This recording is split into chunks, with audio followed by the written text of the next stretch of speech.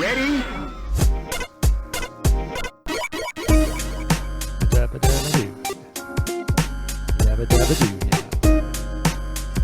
Oh. Hello and welcome to Rhythm and Pixels, a video game music podcast. I totally set that off. I was like, I had everything locked and loaded in my brain. I've been doing this for, I don't know, 7 years now. 6 years, 7 years. And all it took was a blip. Oh, there was one little blip from your phone.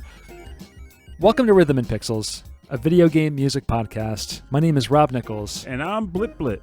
And you are this today. You're blipping. And every week we listen to great video game music from all consoles and all generations. We pick a topic and we dive right into it. I want to tell you right now, real quick before we start, that this coming Saturday after the episode's released, June 25th, come the Too Many Games. The Too Many Games retro gaming and just gaming convention at the Greater Philadelphia Expo Center.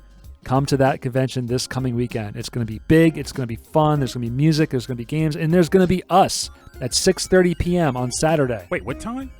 6:30? What time? 6:30. Oh, crap. No. I kid. I was like, it's coming. It's coming. So we'll be there presenting the podcast. And if everything goes to plan, the podcast will sound perfect and it will be released as a normal episode. And maybe not. Maybe it'll be released as a special episode for our Patreon members. So if you want additional content, if you want exclusive content, exclusive access to live streams and just cool merch and stuff like mugs and stickers and t-shirts. Voodoo dolls. That's new. If I had a Purnell voodoo doll, I would absolutely sleep with it. Yeah! Check it out. Patreon.com/rhythmandpixels. You can get all that without, not the voodoo doll.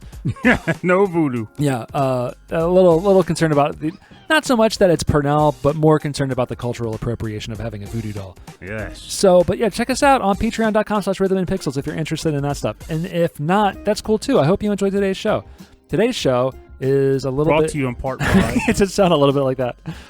Brought to you in part by Wallace and Gromit. Adventures in Outer Space coming to theaters nearby and afar on July 17th. That's not really happening, but I really wish there were a Wallace and Gromit movie coming out this summer. I'd go see it. And Rystar's Plumbing Service. Shoot for the stars. Shoot for the stars and get your toilets unclogged. And by viewers like you. And honestly, only viewers like you. This show is listener supported. And listener appreciated. Listener appreciated, yeah, absolutely, very much. We appreciate the listeners. Yes. Anyway, this episode is inspired by Too Many Games, and it's been on our list for a while. We're doing Too Many Mechs. Too Many Mechs. For those of you, Too Many Mechs. For those of you who don't know, Mechs, short for Mecha, which is giant robots. Giant bodied bodies boarding blasters. Bodaciously. That starts with an M, not a B. Not a B.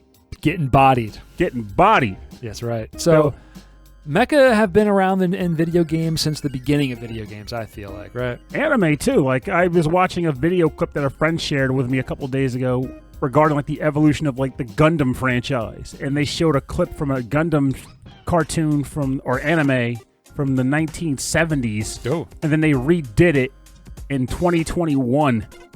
And I was like, wow. Or, I'm sorry, 2022 is a recent thing that they're releasing. And I was like, whoa, look how much anime has changed in this period of time. I wasn't even alive when this thing first came out. But it's an interesting thing to see. But mech have always been around. The idea of humans being able to get in mechanized giant versions of ourselves. Yes. And beating things up has always been a dream. Yes, and it's very much a Japanese thing. I feel like they really embraced it in their cartoons, but very much in America in the 80s, maybe even the 70s. I'm not sure. There's a movie called Robot Jocks. Mm-hmm. I'm sure I've talked about it on the show before. I'm pretty sure it might have been late 70s, early 80s. Stop motion animated giant robots fighting each other, but it's in this future where nations fight each other not with wars, but with like their champion piloting a giant mecha robot, as it should be. And as a kid, I thought it was the coolest thing in the world. I'm sure now it's not as neat looking. But I think I ain't gonna lie, I think it still would be neat looking. Maybe not as far as technology is concerned, but I always felt like the premise of a society where wars were fought using a very specific and parsed down method. Yes, would be a fantastic thing for everyone's sake. Well, I won't say everybody, because obviously money would factor into like who could build the best mech for defense of their country or their home, or in a form of a conflict. But like, let's imagine if it was like a chess match. It was like disarmed by like a board game. Imagine if basically a war broke out between the 4 time zones in the United States for control of the entire United States, for control of all the time zones, and the deciding factor was a game of like Wingspan. That'd be amazing. It would be just ridiculous. Like, you'd have an announcer like, "Oh my god!" I feel like that would only happen after something so extreme, like a global nuclear war, where the board games survived. Where it wasn't even, where no one was thinking like, we don't want this again. Where it's like, we can't afford to do this again. We need another way to solve disputes.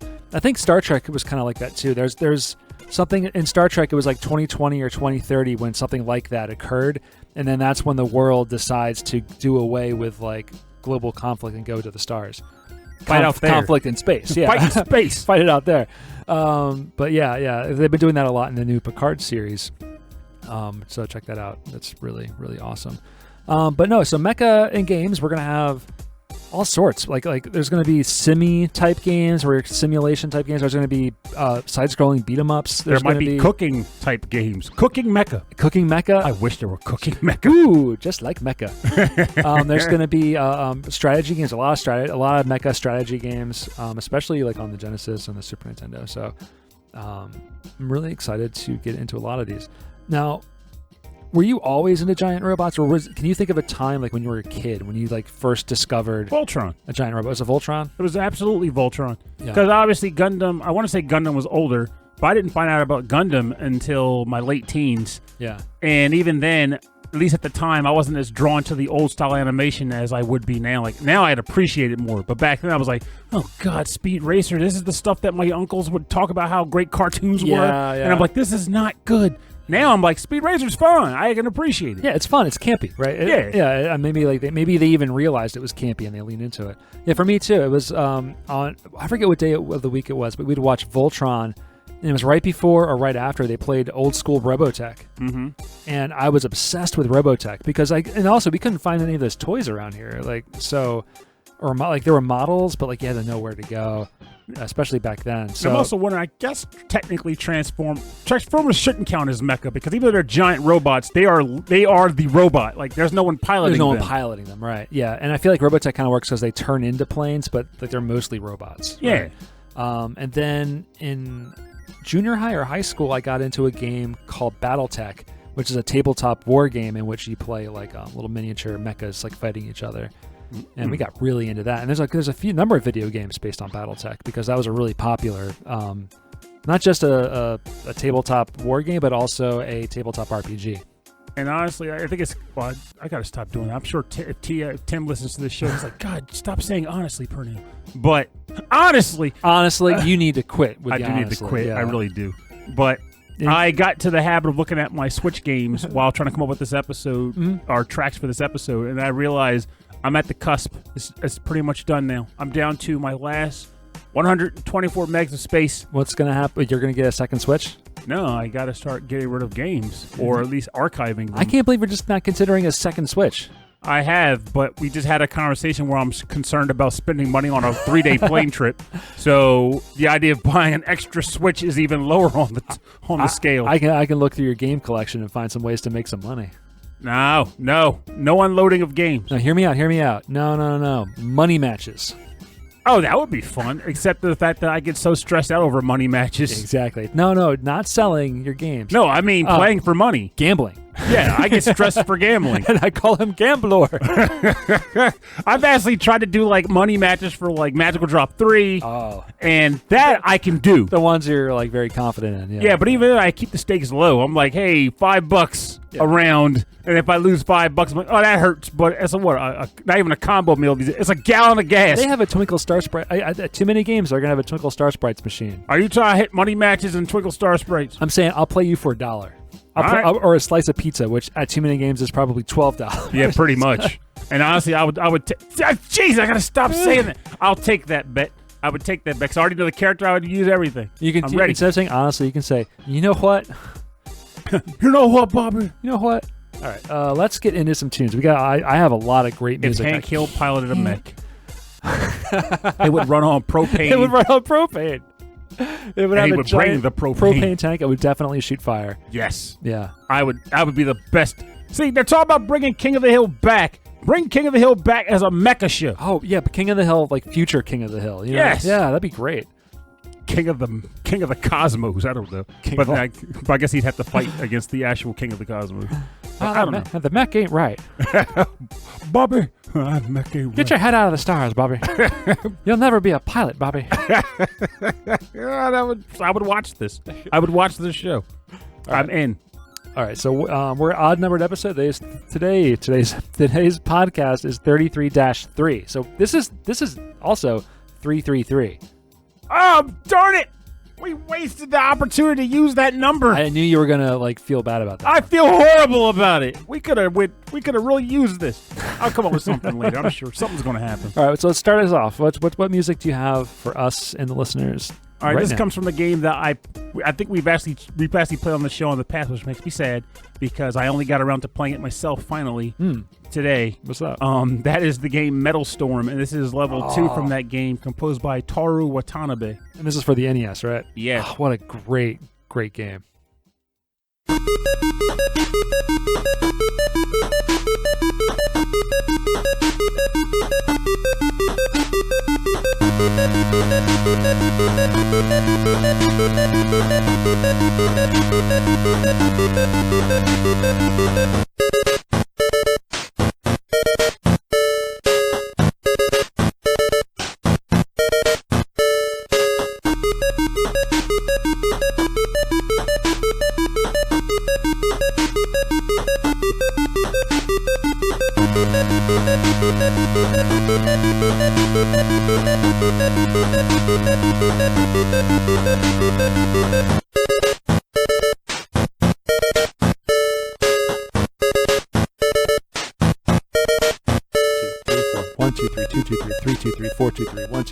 It goes from.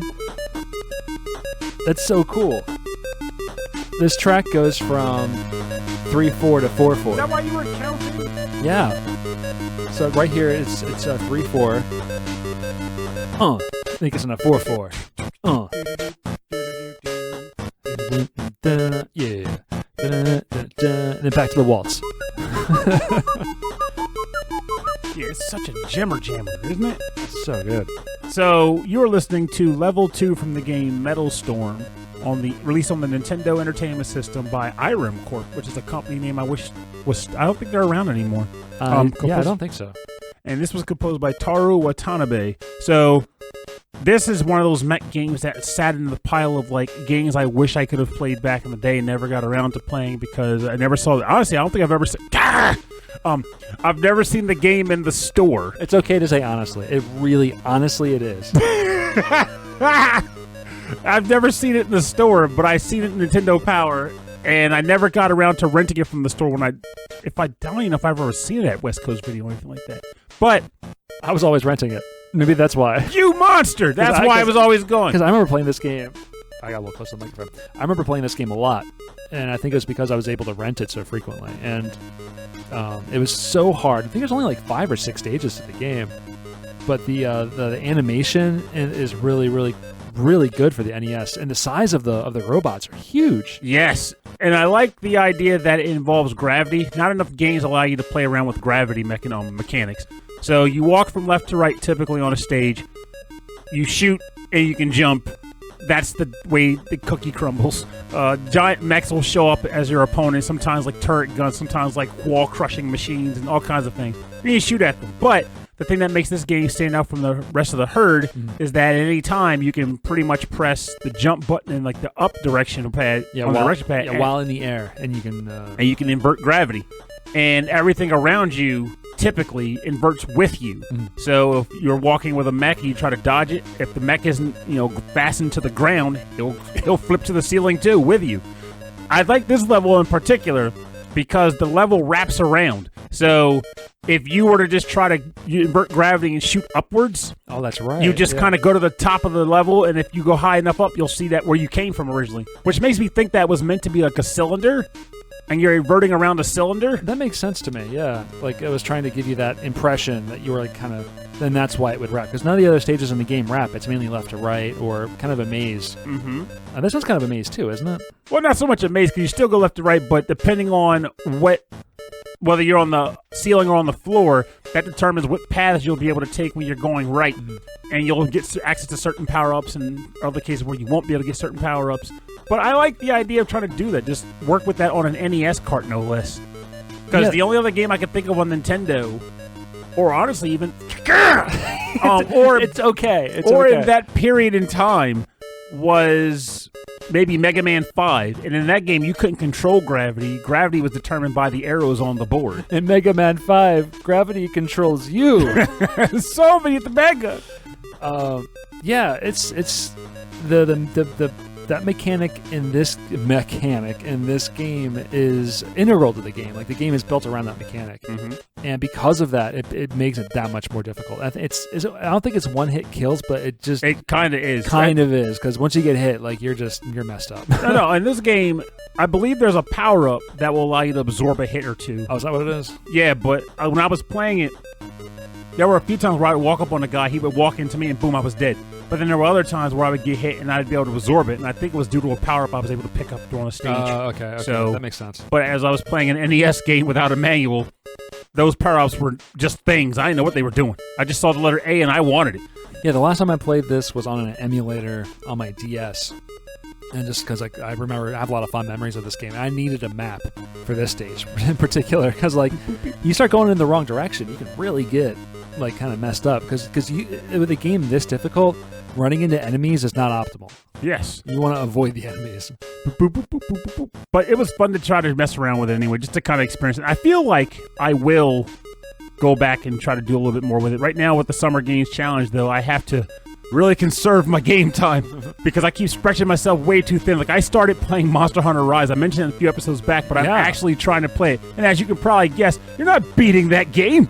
That's not a Summer Games Challenge game, though I am going to still note it on the list because, again, you can't beat the game. So anytime I put onto it, it's going to bloody well count. Right. But I want to finish some games. And Alundra right now is my baby born. That's the one I think I'm going to be able to pull off. And I honestly realize PlayStation games are still fun. Like PS1 games. Like, I go through that library, and yeah, someone might hear me and go, well, just use your emulator, Pernell. Everything's emulatable. And this is true. But it feels really cool to open the booklet I got and like, that game. I'm going to play that. And I bust out the old PS2 because I sold the PS1 system because that stupid spindle was, every time I had one, the spindle would break off. Oh, like that would hold the disc into place? Yeah. Yeah, because you got to push it in just a little bit to release the disc, because all of the little jewel cases had those. Mm-hmm. But for some reason, the PlayStation one, they were like, we're going to make ours like a really clear, crystal clear plastic that was kind of hard. And it felt like, I remember when I first saw them, I thought, like, oh, they're really like high end. They're really nice. But of course, they make it, and because it's such a nice hard plastic, it's that much more brittle when you push on it. Yeah, so if you're not careful, I wasn't careful. Well, I can't believe I remember that. I just broke it. Yeah. So, like, when those things can be replaced, those insert little plasticky bits. Yeah, but there was no point, because as you can remember, when the PS2 came out and it was fully BC, I, as a broke kid, or I guess I wasn't a kid, I was like 20 at the time, it made no sense to keep it. Just get rid of it, trade it in towards your PS2, and have a system that could play both console games without concern. See, for me, most of my PlayStation games were not bought legitimately. Or not bought. So I had to keep my old PlayStation. You had to keep the spring loader. No, actually, Bill, our friend, he did modifications. Oh yeah, to the play- full chip mod. So he used okay, here we go. There's a story. This is statute of limitations is over. He used to work at Barnes & Noble when they had like a CD DVD section in the back. Uh-huh. And if you would go to the store with your system, he would do PlayStations and I forget what else he did. I think Saturn. Yeah. And he'll mod it. He'll do a hard mod for you behind the counter. That's pretty awesome. He would sit there at the counter, dress up or have a tie on or whatever, and then have his soldering iron and stuff, and he would just handle it for you right there at the shop. That's business. I forget how much he charged people for it, but it was great. So I actually had 2 PlayStations. I had one. I think it was Christie's or maybe it was my brother's, and then the one I had like a mark on it to know which one was the one. I Do you still have it, or did you get rid of it? I think I got rid of it. I'm pretty sure. I think the only system I hung on to is the Dreamcast, which is sitting right there. Well, the Dreamcast is a goat. So yeah, I forgot how small that system is. It sounds like a chainsaw nowadays, but otherwise it's still good. It does, mainly because I played mostly Burns on it. Everyone did, though. Let's be real here. Yeah, all right. I had a ton of purchased games, and I still had a few Burns of my own. All right, well, let's get into some more CD systems here. We're going to listen to a game called GunGriffon. This is for the Sega Saturn. The track is called After Conflict, and it's by one of the greats, one of the goats, Motoaki Takenouchi. Yo. Now you can get down with Takenouchi. I could.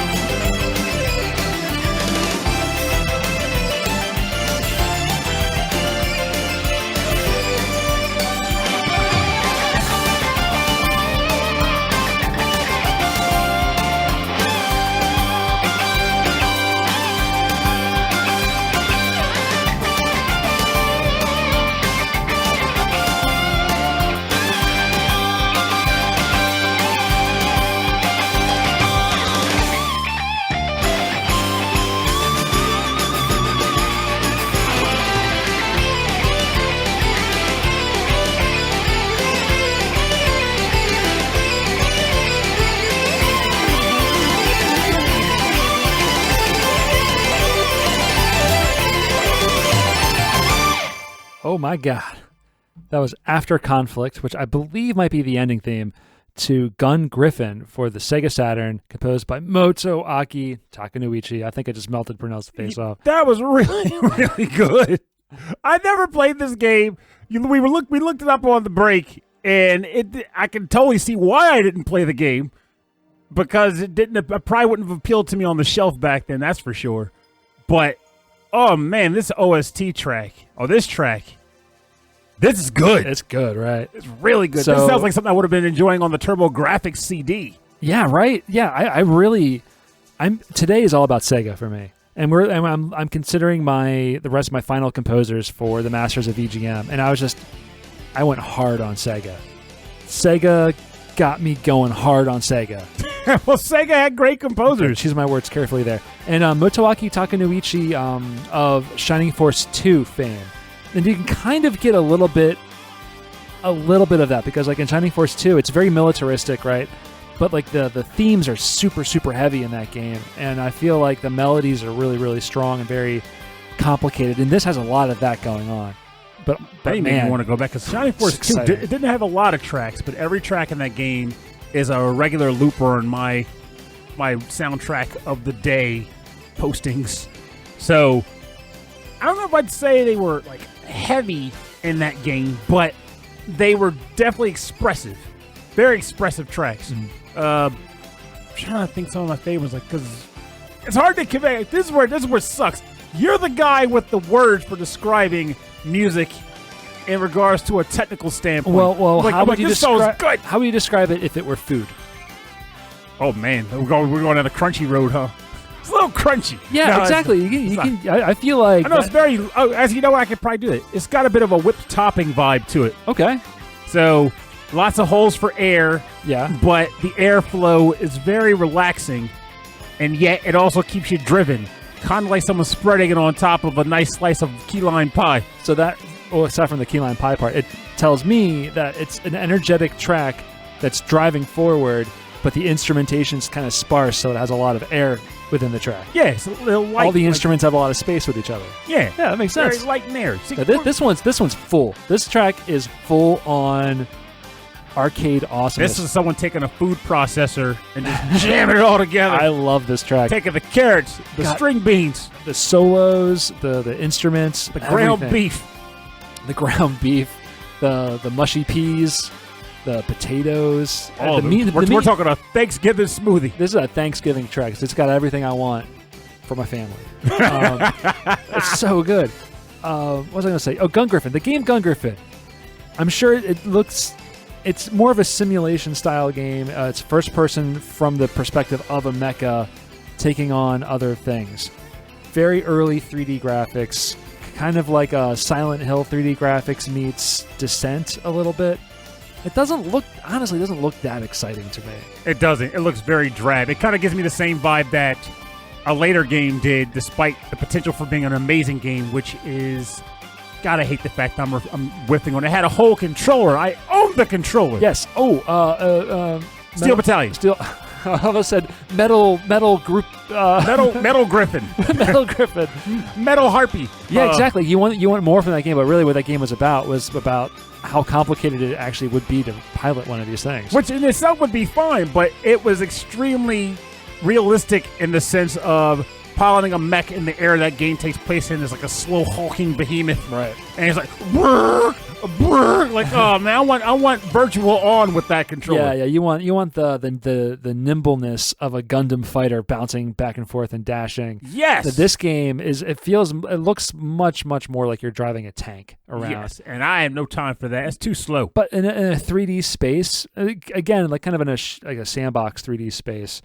In a game from this time period, this soundtrack was released in '96, so that's pretty early 3D. Oh yeah, it's pretty impressive for then, and it probably would have been a lot of fun. But it reminds me of the game Battlezone, Atari produced in the arcades. You ever play that one? Mm-mm. It's essentially a tank shooter in a 3D space, but it's all wire-framed enemies because they couldn't shade in any of the actual polygons.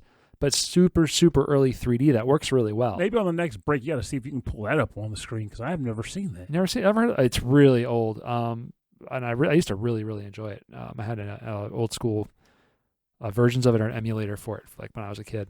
But anyway, the track's over again. On to your next Jammy Jam. All right, so I'm going to pick a track where the mech moves like I'd expect a mech to move. Gets down like a mech should get down. Okay. This comes from the game Metal Wolf Chaos, and the track title is called Metal Fighter, and it is composed by Kota Hoshino and Shohei Tsuchiya.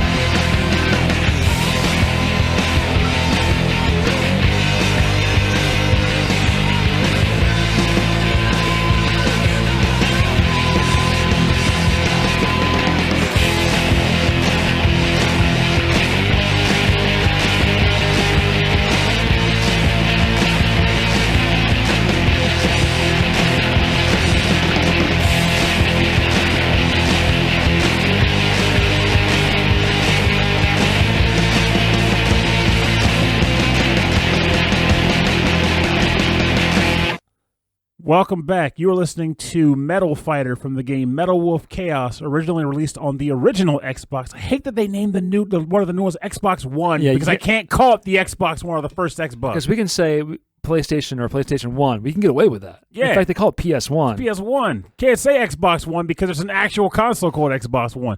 Bloody hell. Anyway, this was composed by Kota Hoshino, not Shohei Tsuchiya. I wish it were, but that doesn't diminish the fact that this track is a friggin' banger. Oh, it's really, really, really good. This whole soundtrack is really cool. Yes. And it's amazing that it took us until 2019 or so for it to finally come out in the States. That's for the original Xbox? No, it got ported to the Xbox One. So we should say also that the composer Kota Hoshino is from the From Software sound team, which I didn't know until now that they had a sound team. But the one Shohei Tsuchiya works in Zuntata. Yes, which is that's the.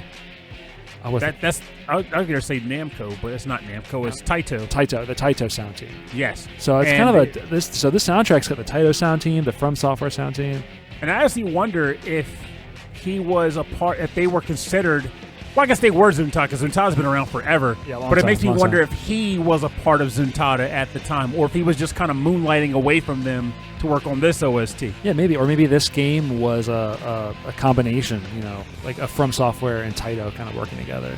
Yes, that's possible. I don't know the history. Or maybe just the musicians working together, because like they have kind of very similar sensibilities. I can see that. Yeah, because you were coming into our house. You came into the house and you were playing it on your phone. Yeah. So for those who are like, "What's he talking about?" So there's another game that I know Shohei Tsuchiya's name from, and when I saw his name listed alongside on this OST, I was like, I know that name from somewhere, and then it clicked. He did a lot of my favorite tracks from the arcade game Groovecoaster. Yeah. And I listened to Play Merrily and Just a Friend a lot. Also Fess Up. I want to say he did Fess Up also. All good songs. And he's done so many other ones that I'm not even naming right now. But this guy, well, not the guy who composed this track, but Shohei is a freaking beast. I kind of want to hear more of Kota Hoshino stuff now because... Well, we're about to. I love this tune. And I picked from Armored Core, forgetting that Armored Core was a From Software joint with Kota Hoshino on it. So we're going to hear some more from him. But I also, because Dodeko, the DJ that we had as a guest a few episodes back, which if you're listening to this episode and you're like this, go back and check that episode out. Yes. But yeah, he was like, he's in love with that guy. He loves everything he does and was really impressed by how different it is for a video game. And so that's where I went to.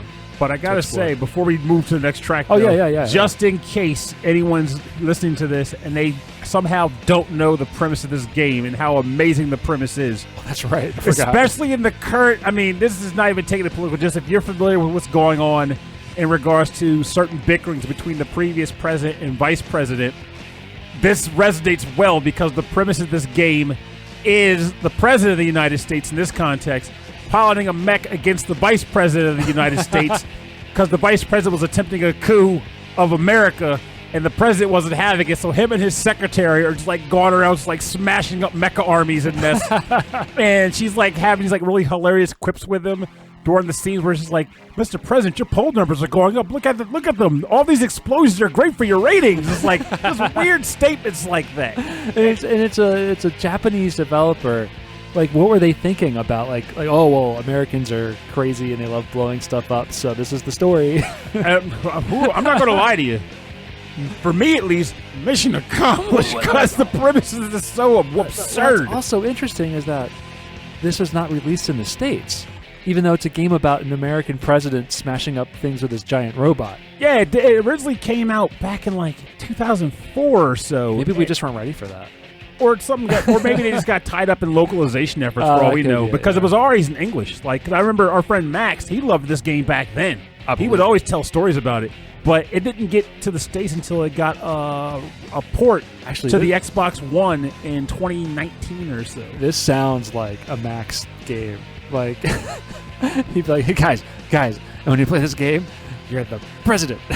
But you pilot a giant mech and you destroy things. I can see his face just like tears of laughing so hard trying to get the story out. Oh, it's great. It's great. I will tell you to this point, if you were to just say drop a couple coins just to mess around with this game, you can definitely tell it's a 2004 release, just straight up.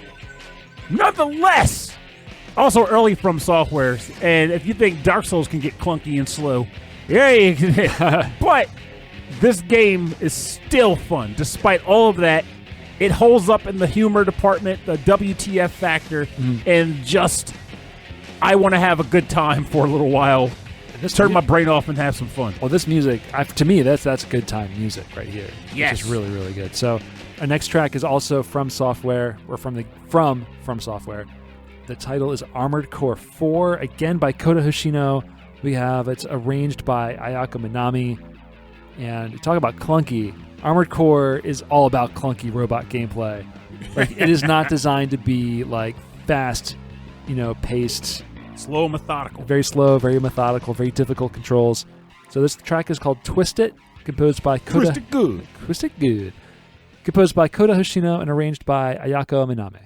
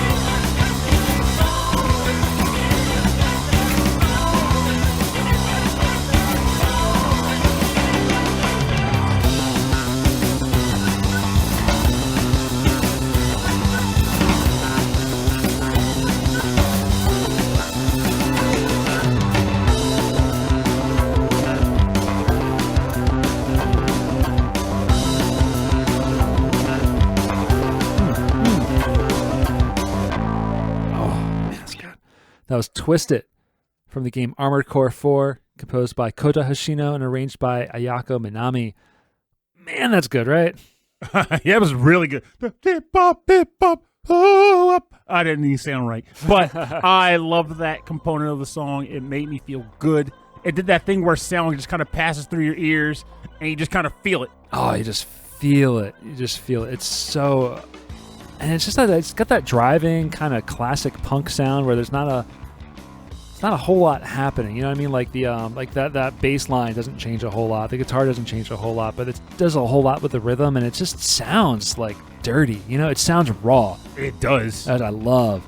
But that voice is clearly sampled from something, and it's been twisted a little bit, twisted to not sound like what she's probably saying. And it sounds great. It sounds really, really great. It sounds like LCD Sound System to me. You ever hear of them? I'm going to write that down. They're one of my favorites. LCD Sound System. I'm writing that down to listen to later. Not LED, LCD. I wrote LCD. You didn't see nothing. You saw nothing. See? LCD, sound system, everything. And if you want, everything's awful. If you want to, if you can find it, there's a documentary called "Shut Up and Play the Hits," which is like their last farewell concert. They've done at least 4 farewell concerts. Okay, because they keep coming back. They keep coming back. They can't give it up. I mean, I can see it being a case like, okay, we're done. We're tired of this. Let's have a farewell show. And then 5 years ago, I was like, wait, we're not dead yet. Why do we stop? We still like music. Well, not talk about Kota Hoshino, but LCD Sound System. The lead singer he started the band when he was like 45 or 40 so he or 45. Started that late. Yeah, he started late. Yeah. And it just took off. So he's a bit older now. Like one of my favorite bands, Biss. They made a comeback after being gone for like a good decade and a half. Wow. And it's interesting to see them like post videos of themselves composing and mixing music now, because I want to say they're like in their 50s or early 60s, maybe 50s more so, because they were top of the pops. Music music never leaves you.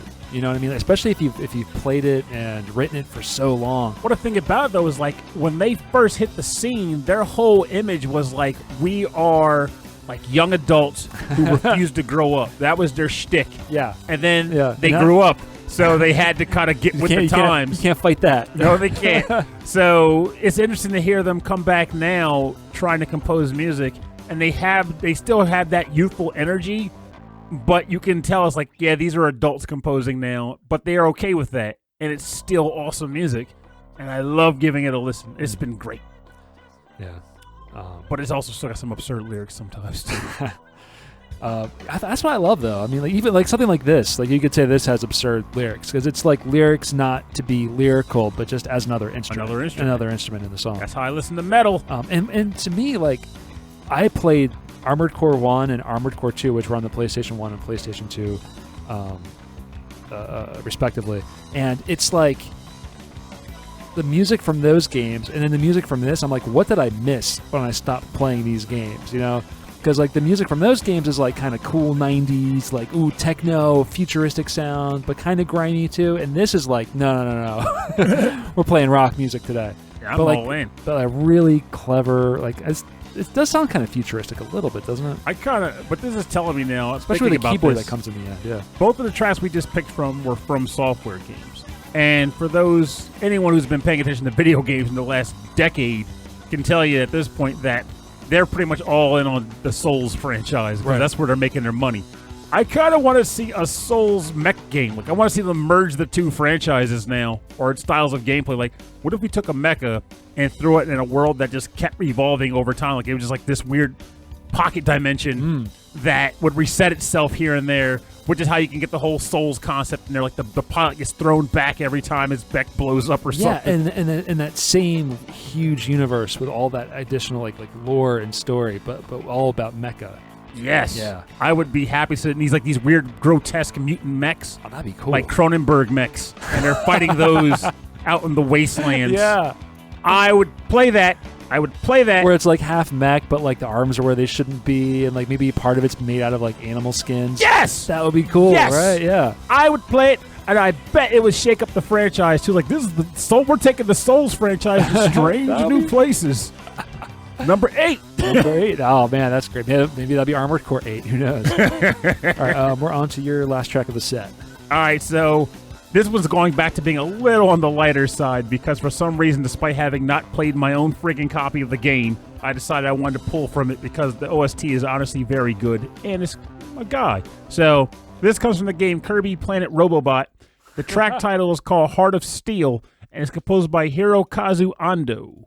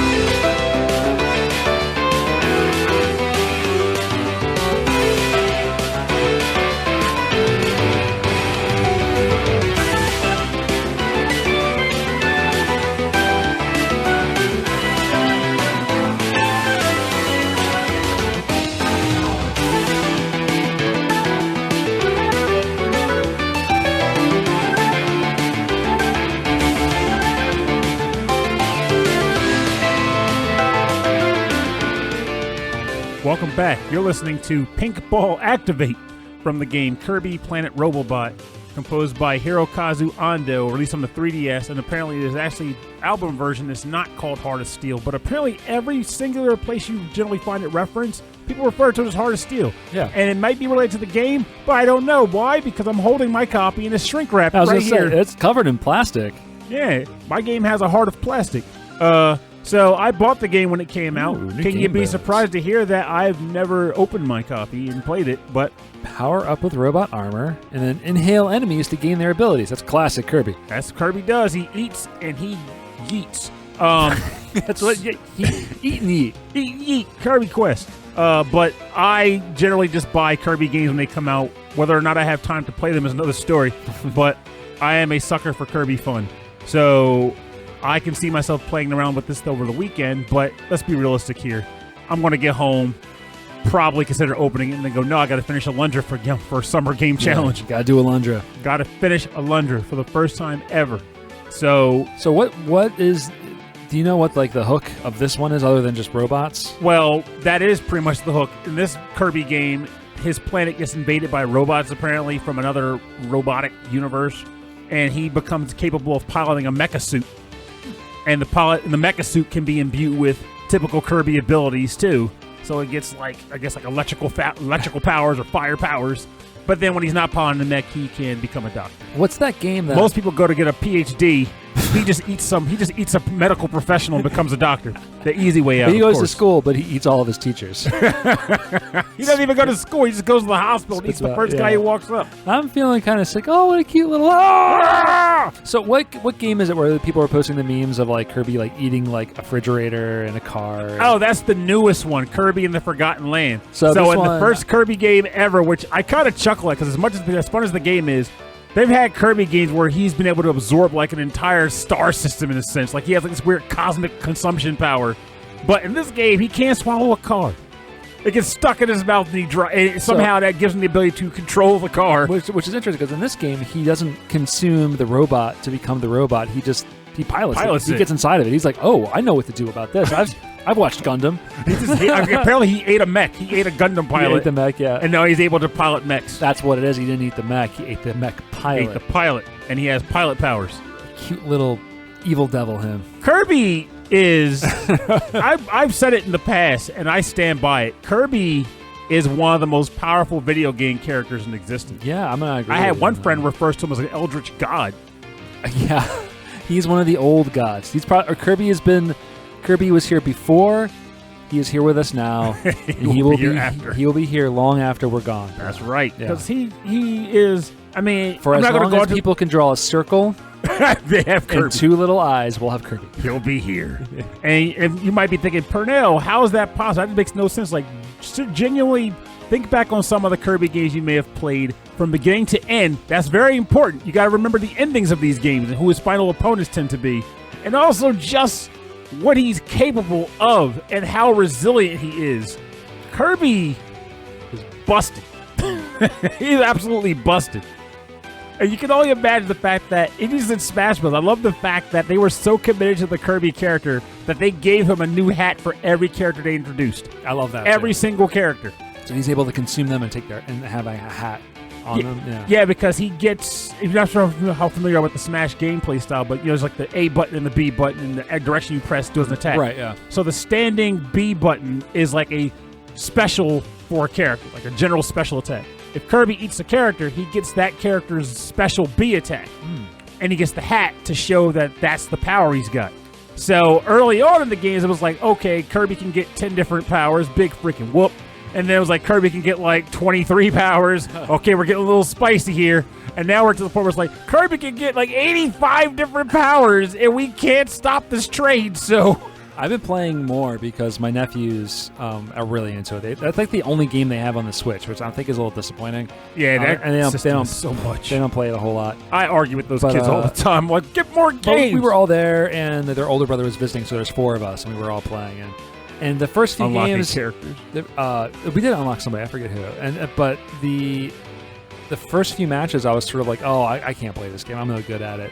And the youngest was playing King K. Rool and just beating everybody out. Oh, King K. Rool is busted. He's also a broken character. But I mean, I don't want to say broken, but he's really also good. He's only 12, and I have like 30 years of playing fighting games. So like, but it doesn't particularly translate to that. It really does, because after two or three games, I was like, oh, that's right. He doesn't know things about like. Staying out of reach or juking, just getting in and getting out. The mind games are still there. Yeah, he's just standing around doing like, I can do this and I can do that, and everyone falls for it. And I'm like, I'm just going to keep throwing objects. I can just fake him out. I'll fake him out. Yeah, exactly. So I'm like, that's all fighting game stuff, man. This is so he was still beating out his other brothers though, so it always came down to me. I just had to confirm, just because some people were like, bro, what are you talking about? I was like, when I was saying it doesn't translate, what I was referring to is more along the lines of, when you go into a fighting game, if I was playing against you, it's very like Street Fighter V. It's very different. I suck at inputting moves, and I can't keep that flow going. But in Smash Brothers, the mechanics is like Smash Bros. Even though I don't have ultimately a really good fighting game player will still probably smash me up.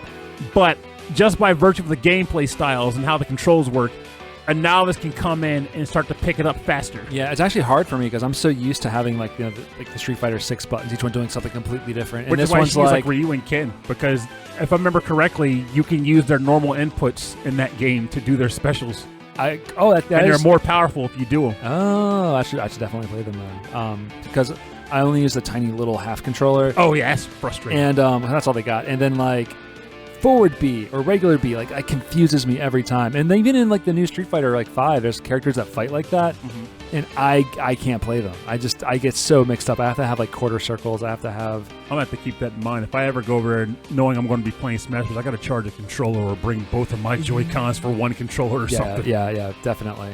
Because I ain't there to mess around. I'm there to win. Yeah, I would love to have a more comfortable gaming experience and beat them faster. There you go. All right, so my last track is coming from another CD. Oh, this is a Sega CD. I'm sorry. It's from a Sega CD title called Battlecorps. The track is called Aqua Sector, and it is composed by Martin Iveson with guitar by Anthony Wheeldon.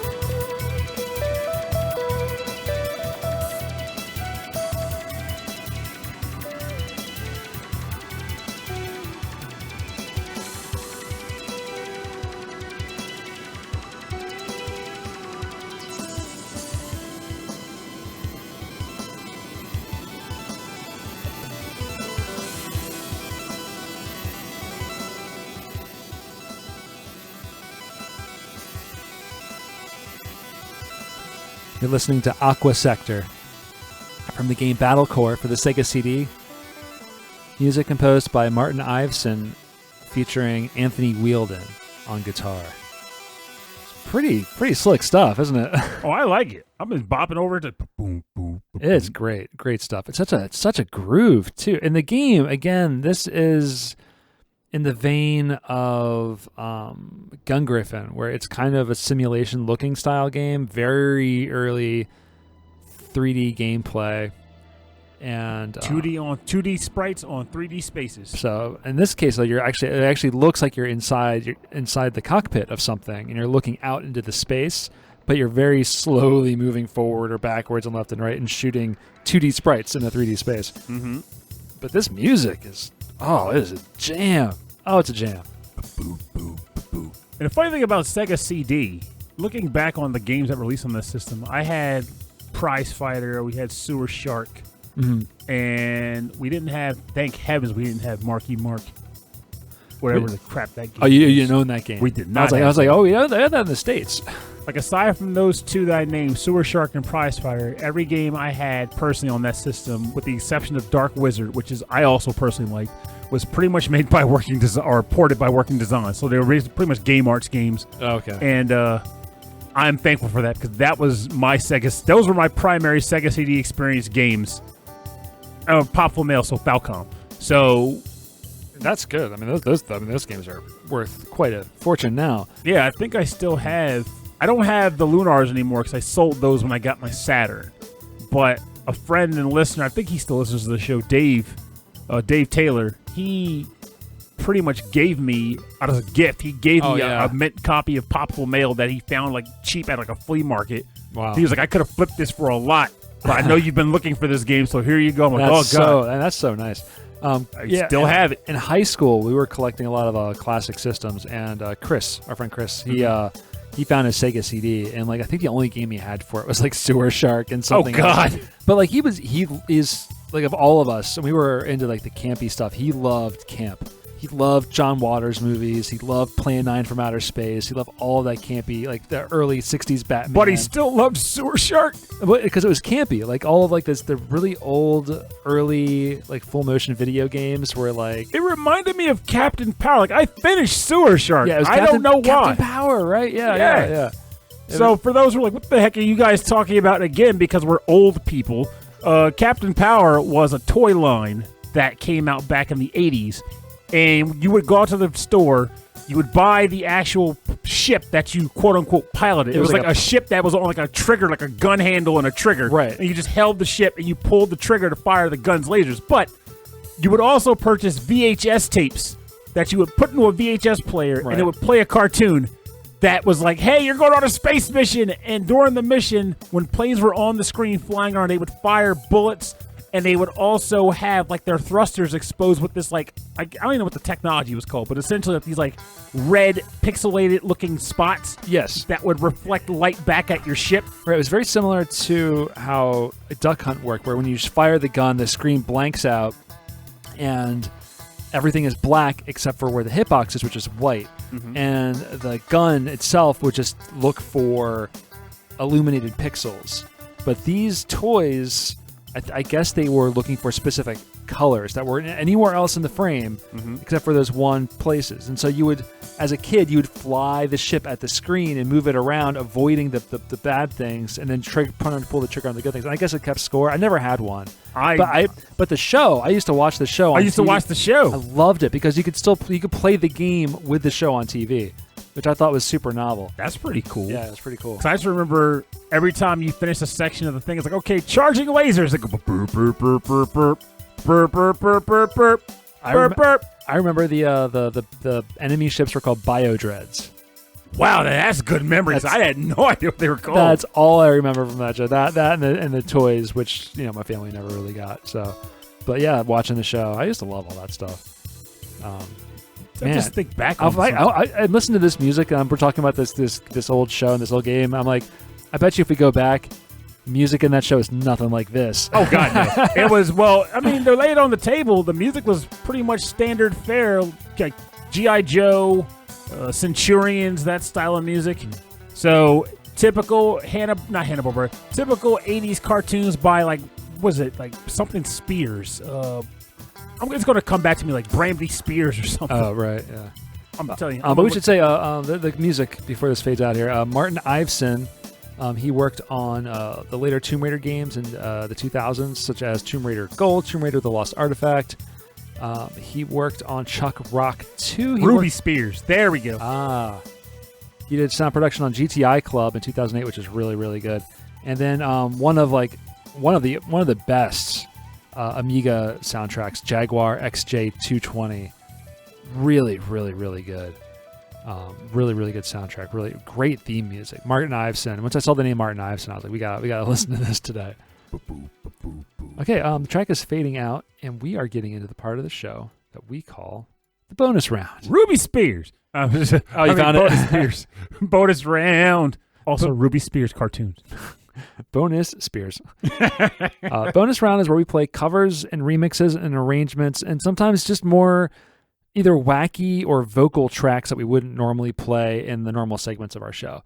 And I think that's what you did also. I did that. I absolutely did, because I found this track for a game that, again, is in my library of games. It's the game that I went looking for on my Switch when I mentioned digging through the library earlier.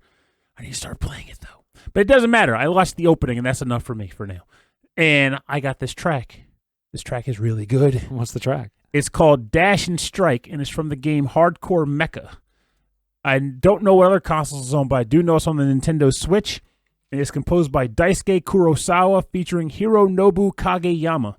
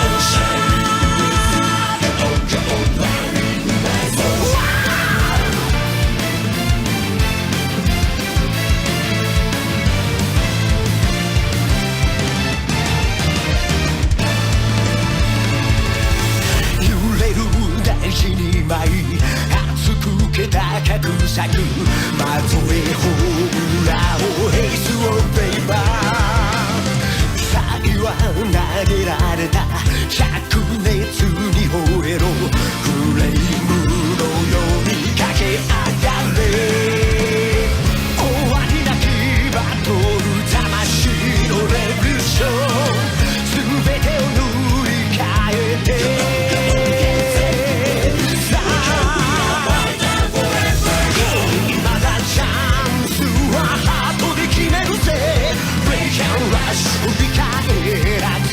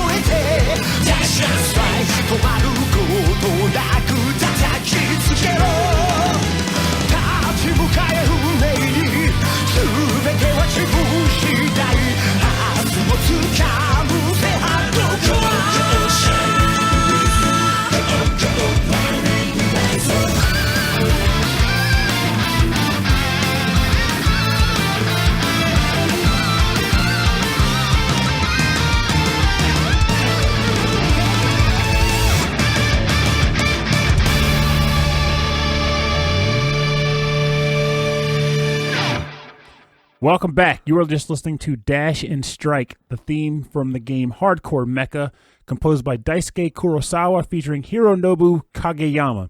Now, you don't know that name, but if you watch anime in any shape or form, and in a number of ways even played a number of video games over the years, you've heard that voice. You know that voice. I didn't even realize it until like later on, but I knew this voice from 2 shows particularly, and then an unexpected third source.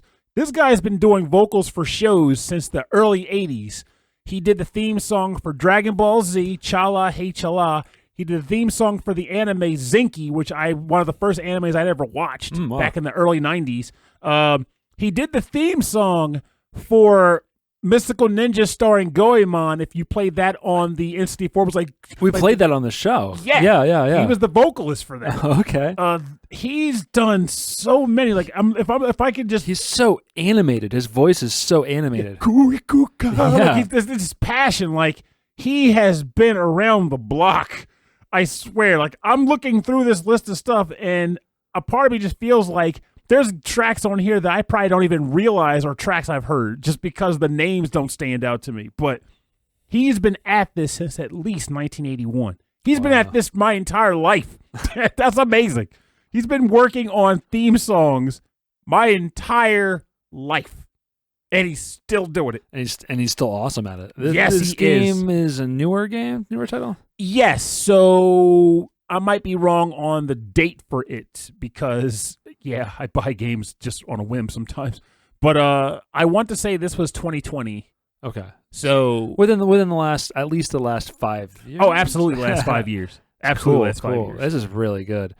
My track is not as animated. So we're going back to Battlecorps for the Sega CD with Martin Iveson and Anthony Wheeldon. This is the ending theme, and there is a voice actor in the game that plays like a colonel or like your boss, and he talks to you throughout the game, and he's kind of jokey, he's kind of silly, and we're going to listen to the ending theme, and the ending theme he's also talking to you, and he gets a little silly here as well.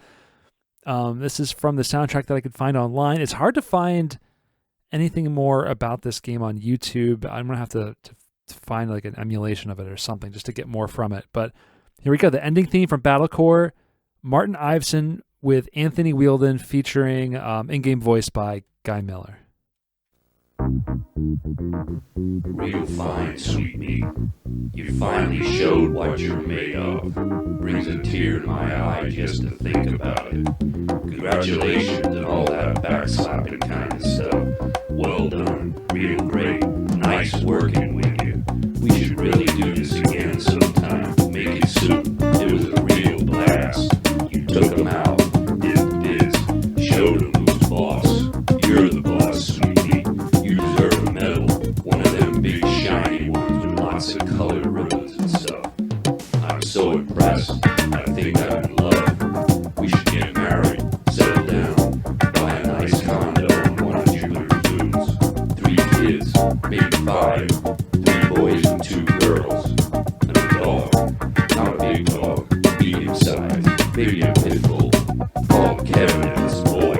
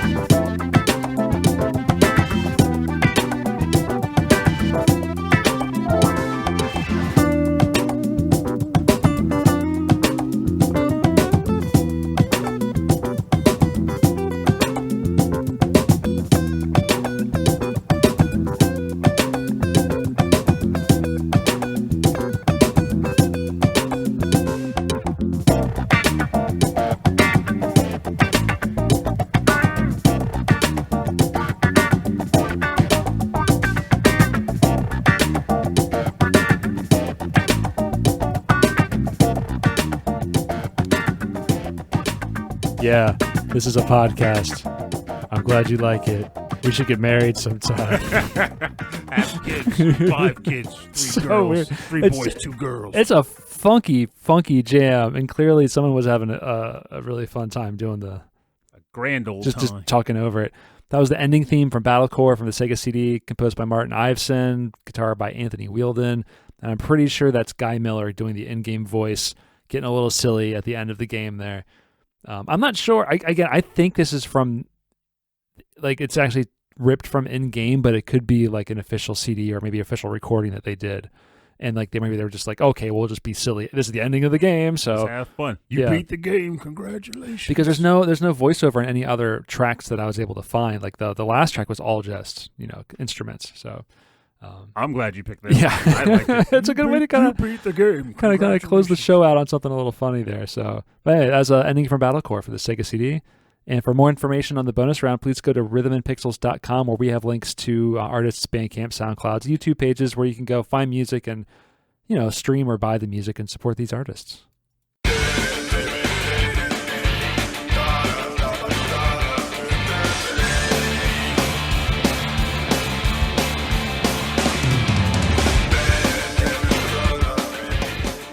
All right, thanks for joining us on episode 33-3 of Rhythm and Pixels. Too many mechs. Too many mechs. Too many mechs. Oh, this is fun. Yeah, this is. I always love like when we get to the end of the episode and I think, man, every track was awesome. Yeah, this has been a. Now, you made the comment, but I'll reiterate. This has been a very excellent, sound-heavy episode. Yeah, and it's really interesting. It makes me think I need to play more mech games or just sit down with more of them. Though, whoever is listening, if you're listening to this right now, you might be finding something like, this is clearly not from a mech game. And you would be right. It's not. And I don't care. I mentioned Shohei Tsuchiya earlier. I was wrong about him composing the track for Metal Wolf Chaos. I wanted him on the show. Rob obliged. So, this is from Groovecoaster, and it's called Just No Friend. It's one of those tracks that I play obsessively to get a perfect score. well, I mean, it sounds like it could be within that game that we heard, Metal Fighter or Armored Metal Core Wolf 4. Chaos? Yeah, exactly. Metal Wolf Chaos. Like, it really does sound like it could be in one of their soundtracks. So Just like dashing around, blasting buildings. yeah, it's got a really cool sound to it. I'm really into it. Wait, every track But he's done for this I also game, like good. it. I mean, sometimes I think we adjust the order in which we play our songs to kind of fit each other's like picks. Yeah. Like we're DJing like a party or something. But this one at all, like aside from the NES style track at the very beginning, everything was like kind of like right on. So even the Kirby track. Yeah, Kirby doesn't mess around. I told you. He's a god. He's a guy. All right, so if you want to learn more about our show, if you want to contact us, we'll tell you all about it. If you want to get if you have a track suggestion or a topic suggestion, or if you just want to say hello, you can send us an email. rhythmandpixels@hotmail.com. And for a full track listing from this episode and all of our episodes and access to all of our episodes, go to the website. rhythmandpixels.com. We have a link to our Discord at the top of the webpage. So you can click that and you can join the Discord. And me and Pernell are usually hanging out in there. And there's a lot of other listeners. There's a lot of other podcasters in like the VGM podcast world. And there's a number of us. So if you like this show, there's a lot of other great video game music podcasts that you can explore. Some are silly. Some are more serious than ours. Maybe get involved with the VGM podcast cinematic universe. Yeah. It's been 6 movies, and I can't wait for the next one. I can't keep up with It's them all. when us, a VGM Journey, and XVGM Radio, and the Legacy Music Hour, we get together and we form the Avengers. Oh, right. I'm actually trying to think of a better, like a more like we VGM can't really call it theme. that. Call it the Revengers. The Revengers. The Reverbers. The Reverbers. The VGMers. We're just burning things down. Of VGMers.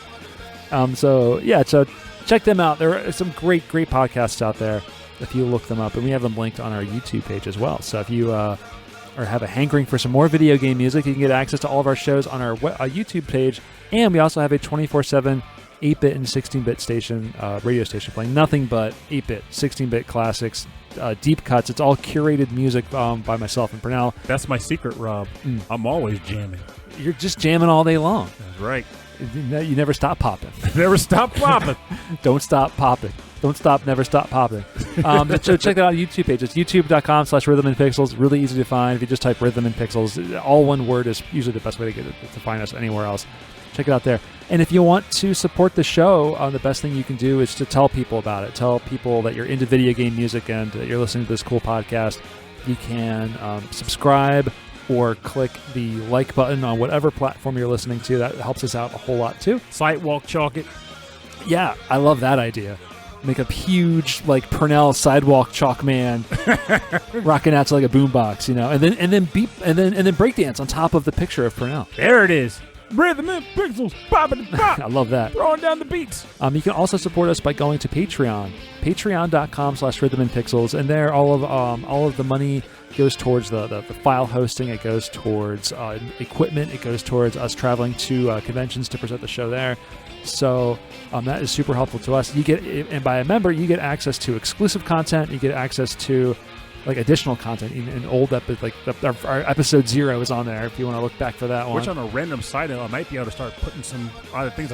I actually ordered video capturing software, which came in the mail today, or hardware came in the mail today, so I can actually finally start getting gameplay footage recorded without having to rely on whatever PlayStation or Xbox has embedded in their system. That's great. I mean, we might have some Purnell Let's Plays exclusively on the Patreon. That'd be kind of fun. That'd be hilarious. I can get down with that. Yeah. The best part about it is if you record the footage in advance, I can talk in spots where it actually makes sense. Oh, you can go back and voice over? Yeah, we can do that. That'd be really cool. So yeah, expect that on the Patreon. You also get cool stuff like stickers, mugs, T-shirts. That's all also available on the Patreon. And there's a monthly live stream where we record an episode live once a month. We have a Patreon audience on the stream, and we joke around with the audience. It's a lot of fun. So every 4 episodes, you'll see us talking. That's what our shows are. 4 or 5, give or take, right? And then at the end of every episode, we like to thank all of our Patreon members who are at the highest levels. We'd like to thank Brooke and Frankly Zappa. Both of you, thank you so much. It means so much to us that you are Patreon members at the ultimate Red Book audio level. We also like to... I just wish Brooke would pop in on one of the live streams one of these days. She's just been awesome with supporting, but she doesn't show up. She's just I like helping because I like your show. No, that's great. The live streams is tough because it's scheduled and you got to be available. So we also want to thank the number 1. We don't have a name, just the number 1. Number 1. GameFan44. We have a name and a number. GameFan44. Mike Myers, the Turionator.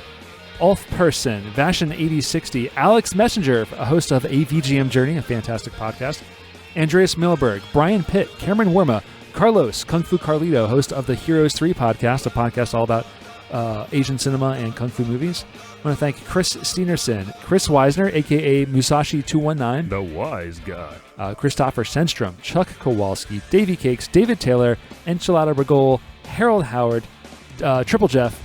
Try Jeff. Justin Schneider from XVGM Radio, a fantastic VGM podcast, which he hosts with Mike Levy.